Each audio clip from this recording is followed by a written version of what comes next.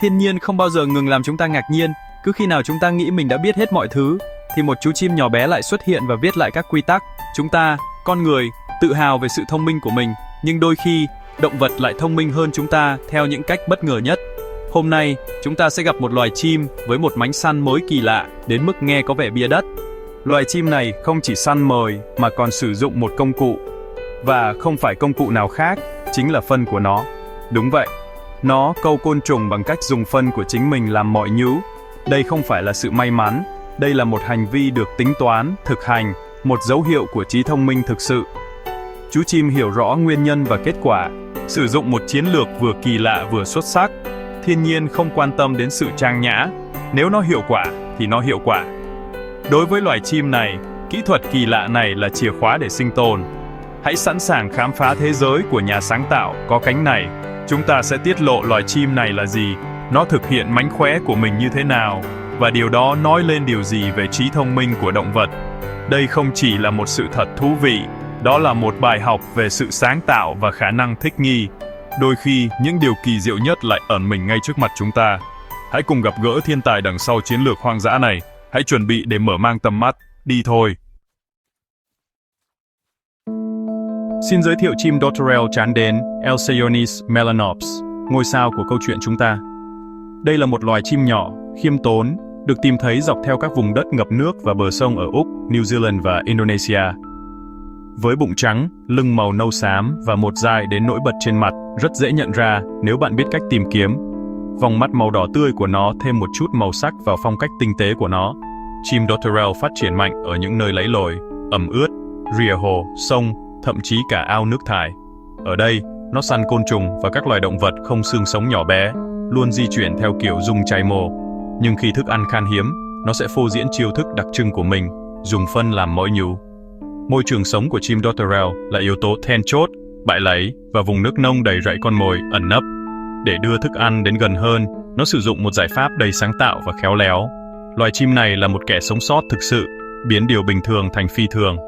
Phương pháp săn mồi độc đáo của nó khiến nó khác biệt với tất cả các loài chim lợi khác. Hãy xem nó hoạt động như thế nào. Đây là cách mánh khóe của chim Dotterel chán đến diễn ra. Đầu tiên, nó tìm một vị trí thuận lợi ở vùng nước nông hoặc bùn. Chú chim định vị mình, sau đó thải ra một cục phân tươi. Với một cú vẫy chân nhanh nhẹn, nó phóng cực phân vào nước hoặc bùn phía trước. Đây không phải là ngẫu nhiên, nó rất chính xác, giống như một cầu thủ bóng đá nhỏ bé đang nhắm vào khung thành. Sau đó, trò chơi chờ đợi bắt đầu. Cục phân đóng vai trò là mối nhụ, giàu chất dinh dưỡng thu hút ruồi và côn trùng thủy sinh. Côn trùng tu tập đến chỗ đó, bị thu hút bởi mùi hương không thể cưỡng lại. Chim Dotterel đứng bất động, mắt dán chặt vào mọi nhú.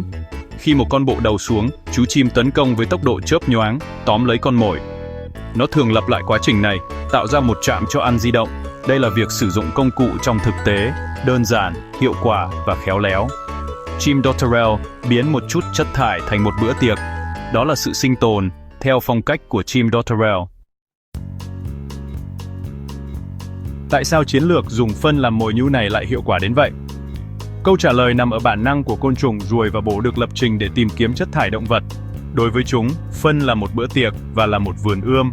Mồi nhú của chim Dotterel là một tín hiệu hóa học, không thể cưỡng lại đối với côn trùng.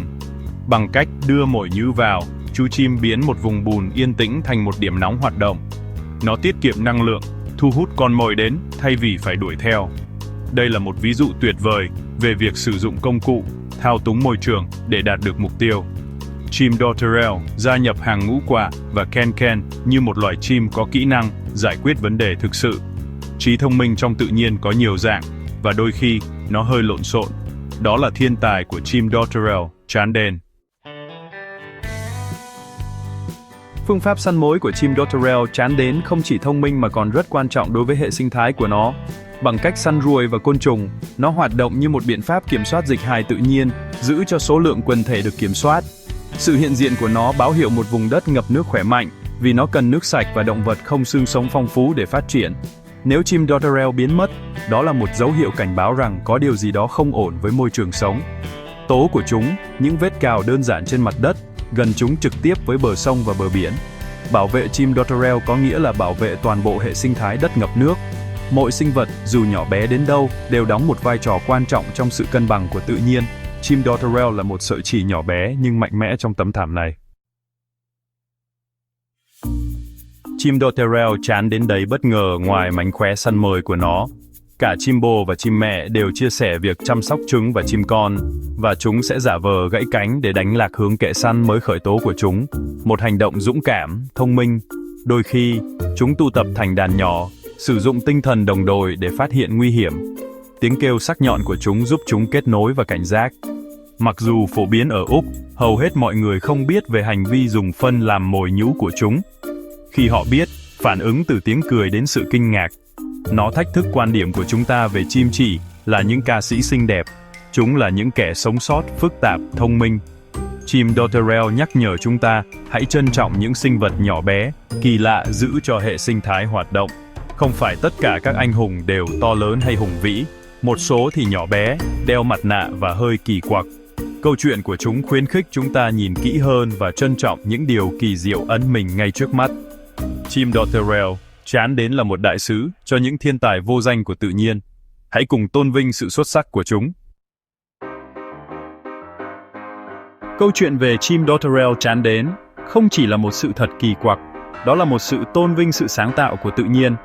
Nó cho chúng ta thấy rằng sự sống sót thường có nghĩa là suy nghĩ khác biệt, ngay cả khi nó hơi lộn xộn.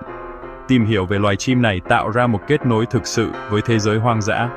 Bảo vệ đa dạng sinh học bắt đầu bằng việc trân trọng mọi sinh vật kỳ lạ, khéo léo.